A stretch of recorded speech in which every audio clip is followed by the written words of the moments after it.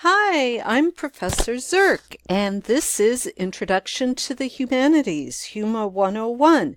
We will be covering prehistory to the 1400s, worldwide. So hold on to your horses. This is going to be a wild ride.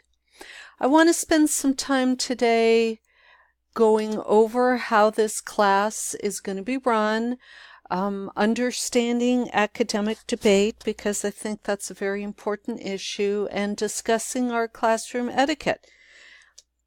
We will also be going over the syllabus, the assignments, the texts, how to use Blackboard, and here's the Blackboard number that you can call 24/7 for assistance. Please write that number down. If you have problems submitting your assignments on Blackboard, you need to call them, not me.